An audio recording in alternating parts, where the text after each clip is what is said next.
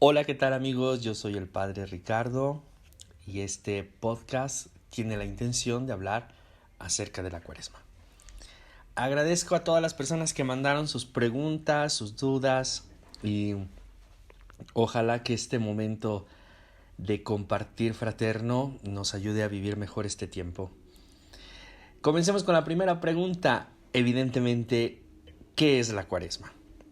Bien, la Cuaresma son estos 40 días de preparación para el tiempo de la Pascua, para celebrar la gran fiesta que es la Pascua. Recordar que la Pascua es precisamente la fiesta más importante para los cristianos, la fiesta donde agradecemos a Dios la iniciativa que tuvo de venir para salvarnos y nos salva precisamente a través de su muerte y de su resurrección. Al resucitar, Jesús nos concede este don maravilloso que es el Espíritu Santo, que es una vida nueva, la capacidad de poder vivir no al impulso de nuestras propias decisiones, pasiones, etcétera, nuestros propios criterios, sino más bien la posibilidad de comenzar a vivir la vida desde Dios. El Espíritu Santo nos impulsa a vivir desde el amor, desde la fraternidad, desde la misericordia. Todos estos valores, todos estos dones, todos estos frutos que hacen que nuestra vida sea completamente distinta. De tal manera que festejamos en la Pascua la vida nueva. Y esta Cuaresma, estos 40 días que la preceden, nos sirven de preparación. Nadie se avienta a realizar una fiesta si antes no prevé aquello que necesita para poder celebrarla. De tal manera que la pedagogía de la Cuaresma es precisamente esta, ¿no? Prepararnos. Ahora, ¿por qué 40 días? ¿Por qué no una semana? ¿Por qué no un fin de semana? Etcétera. Bien, esto viene de la tradición, de la historia. Vamos a hacer un poquito de historia. Recordemos que las primeras comunidades cristianas celebraban el bautismo, es decir, la incorporación de nuevos cristianos a la comunidad a través del bautismo, lo celebraban precisamente en esta fecha, en la Pascua, en el día de la Pascua. Y al inicio, la preparación de estos catecúmenos, un catecúmeno es una persona que recibe catequesis, que está en formación. La formación de estos catecúmenos implicaba unos días de penitencia, unos días de ayuno, de preparación más intensa para poder vivir precisamente el bautismo.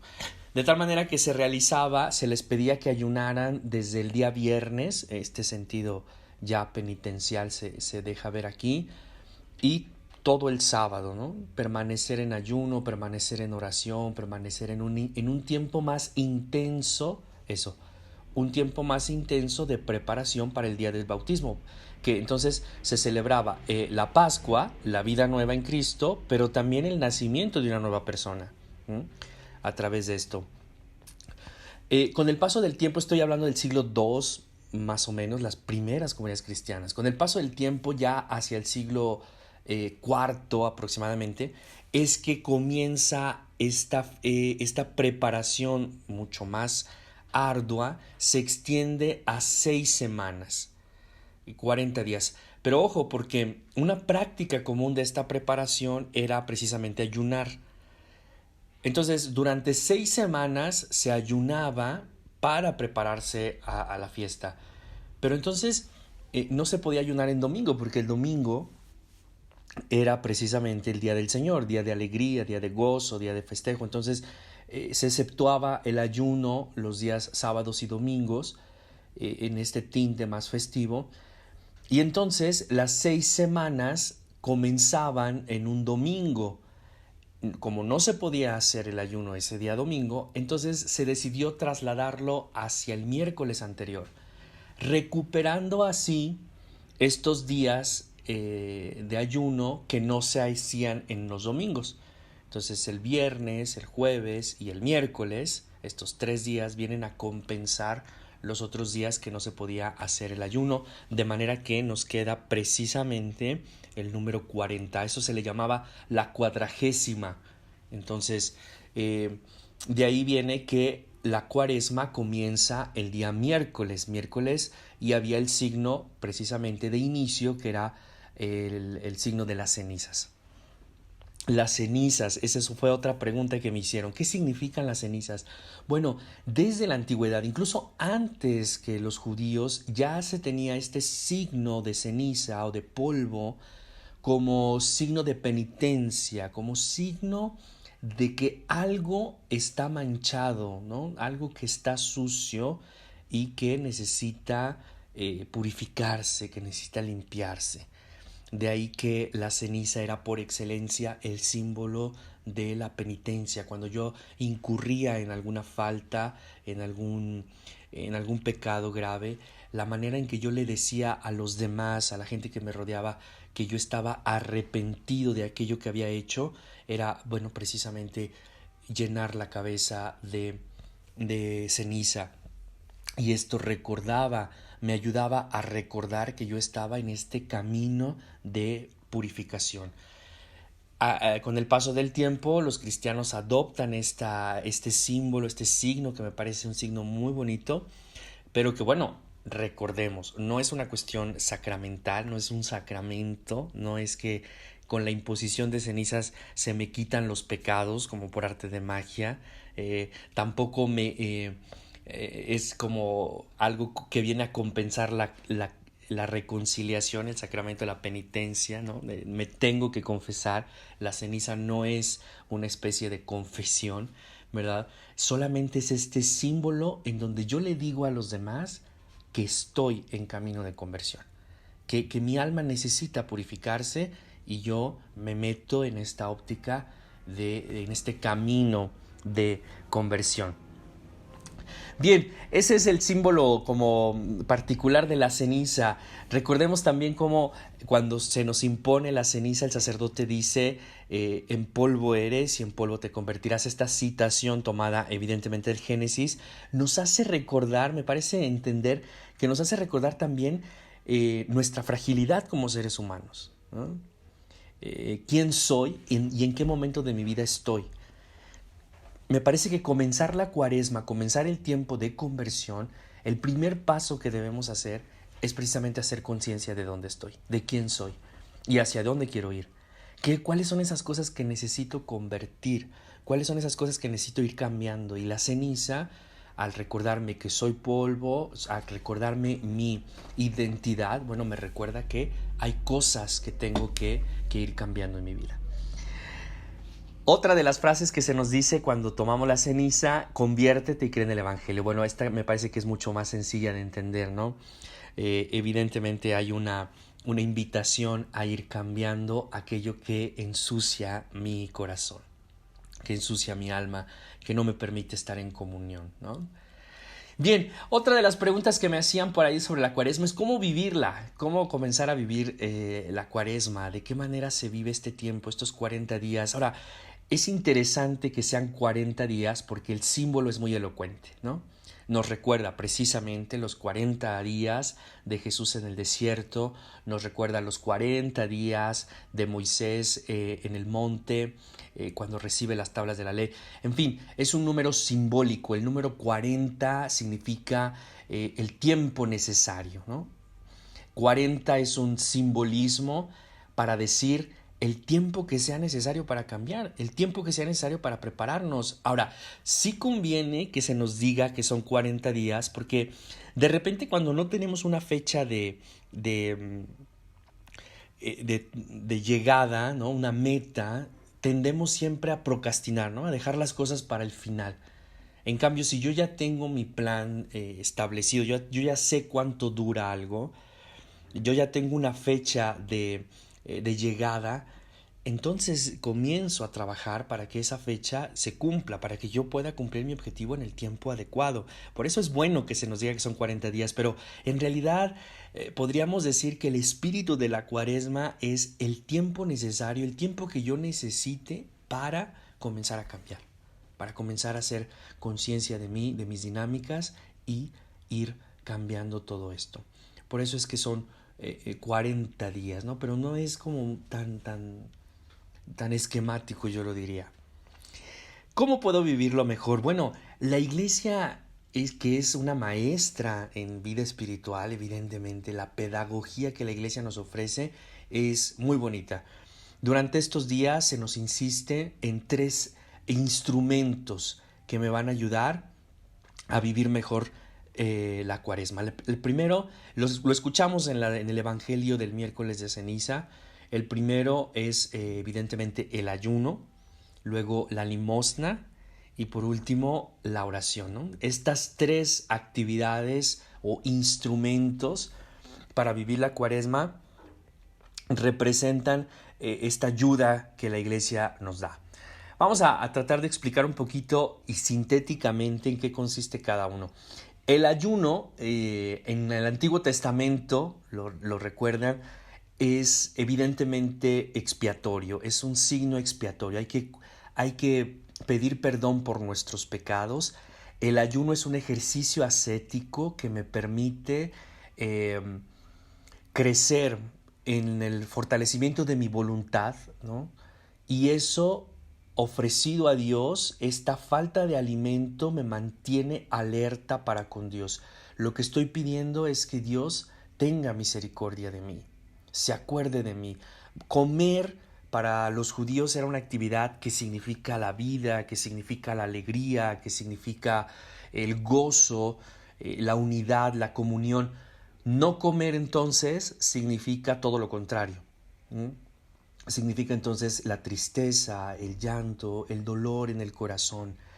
El ayuno tiene más este tinte, ¿no? Que nos ayuda a entrar en un ambiente penitencial. O dicho de otra manera, el hambre suscita en mí o puede ayudarme a suscitar este ambiente para pedir perdón por mis faltas. Pido a Dios que venga con su misericordia a perdonarme. Con el Nuevo Testamento Jesús le da una esfumatura un poquito más profunda.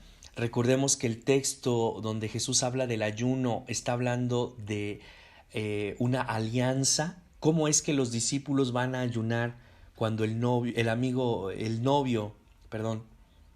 está con ellos, ¿no? Los amigos del novio están con él.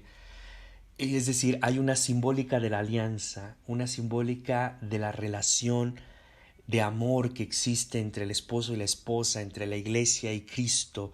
¿Cómo es que van a ayunar si el novio está aquí? Llegará el momento en el que se les quitará el esposo y entonces sí ayunarán. Es decir, para Jesús el ayuno tiene más bien esta característica de ser una manifestación amorosa. Cuando yo no como es porque algo no está bien en el amor, ¿no? Si estoy bien con el esposo, si mi alianza, si mi relación de amor está bien, ¿por qué tengo que ayunar? Sin embargo, si yo reconozco que mi relación de amor no está bien, entonces este símbolo del ayuno me ayuda a recordar eso. Hay algo que necesito seguir cambiando, hay algo que necesito seguir construyendo hacia la unidad, hacia la comunión. Me parece que esto es bien bonito. El ayuno entonces es precisamente esta relación amorosa quebrantada y que esto me ayuda a recordarlo. El ayuno debe moverme entonces a la comunión. De ahí me salto al siguiente punto, la limosna o la ayuda a los demás. Atención, porque más que una cuestión, pienso yo, como de altruismo, más bien habrá que pensar cómo el ayuno nos ayuda precisamente a expresar el amor que sentimos y nuestra capacidad de amar hacia los demás. Y al mismo tiempo somos capaces de recibir el amor de parte de los otros. Esta dinámica amorosa de generosidad, de darse, de entregarse, de donarse, fortalece nuestro vínculo afectivo, fortalece nuestros afectos, fortalece nuestro amor y a final de cuentas nos salva. El afecto siempre será una cosa positiva en nuestra vida. Amar a los demás siempre me pone en una apertura hacia el otro, hacia la diversidad, hacia lo que es distinto a mí, hacia los que piensan diferente. Y esto implica un trabajo personal que combate fuertemente el egoísmo. Ahora, si tenemos en cuenta que el egoísmo o la falta de amor es una de las principales causas de los pecados, hacer la caridad, tener estos signos de compasión con los otros, evidentemente es una ayuda para cambiar. Por último, la oración. Este tiempo de Cuaresma, estos 40 días, deberán ser la oportunidad concreta de recordar la historia de la salvación, de volver nuevamente a Jesús, de analizar su obra, de saber qué hizo, cómo lo hizo, para qué lo hizo. La meditación, la contemplación del misterio de nuestra redención, de por qué Dios viene y nos salva, este tiempo resulta indispensable porque entre más yo profundice en el amor, más voy a entender por qué tengo que cambiar. Acuérdense, solo el amor es digno de fe. Entonces, mientras yo me perciba cada vez más amado por Dios, voy a poder entonces depositar mi confianza en Él. Y de esta manera ir cambiando mi vida. Mi vida tiene que cambiar no porque yo quiera ser santo para que los demás me vean que soy santo, no. Mi vida tiene que cambiar porque va a ser en función de los demás. Porque de esta manera voy creando una sociedad diferente, un mundo distinto, una comunidad en donde los valores van creciendo y donde se va instaurando precisamente el reino de Dios. Bien, por último, no quisiera alargarme tanto, quisiera solamente una palabra acerca de la liturgia de esta Cuaresma. ¿En qué consiste la liturgia de esta Cuaresma? Bueno, recordando un poquito, repitiendo, la Cuaresma estaba hecha para la preparación de los catecúmenos al bautismo. La catequesis de esta preparación es la misma que tenemos en la liturgia cuaresmal, ¿no? Durante estos domingos vamos a estar meditando estos textos que ayudaban también a los catecúmenos a su formación para el bautismo. De tal manera que en este ciclo A, las lecturas dominicales van a ser totalmente una catequesis bautismal. Comenzamos precisamente con las tentaciones en el desierto. La primera lectura nos mete ya en ambiente de desierto. ¿Cuál es el ambiente del desierto? Bueno, el ambiente de la soledad, el ambiente de la austeridad, el ambiente del silencio. Este ambiente es el que debe continuar por el resto de la Cuaresma. Solamente en este ambiente de desierto es que yo puedo ser capaz de llegar a mis dinámicas internas, ¿no? El segundo domingo, la transfiguración, y con ello las vestimentas blancas. Recuerden que el símbolo bautismal de la vestimenta blanca significa precisamente una nueva criatura, ¿no? Entras, te sumerges en las aguas del bautismo y sales convertido en una nueva criatura. Y se colocan las vestiduras blancas, ¿no? La transfiguración era la catequesis que se utilizaba para hacer entender este símbolo a los catecúmenos. Después de tu bautismo comenzará una vida que te configura o te transfigura en Cristo. La imagen que debemos imitar entonces es Cristo mismo.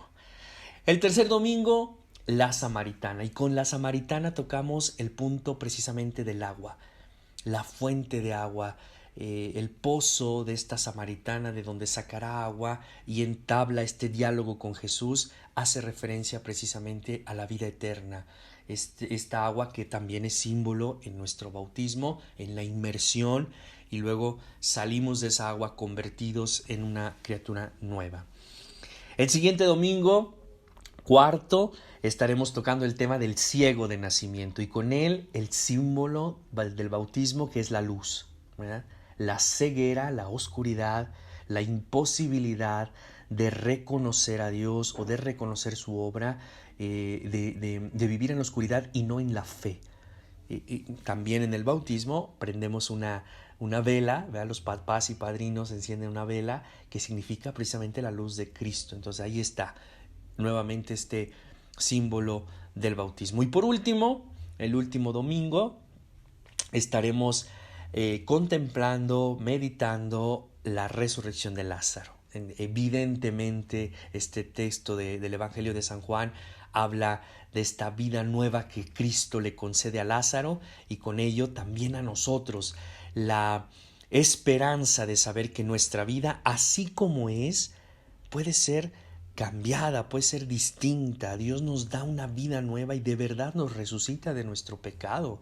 De verdad nos hace vivir, nos quita las ataduras, nos deja, nos permite vivir ya no como esclavos, sino más bien como verdaderos hijos de Dios. Bien, ojalá que esta pequeña reflexión, que este pequeño compartir les haya gustado. Si es así, suscríbanse al canal, compártanlo con otras personas y bueno, esperemos que no sea el último. Muchísimas gracias a todos, que Dios los bendiga.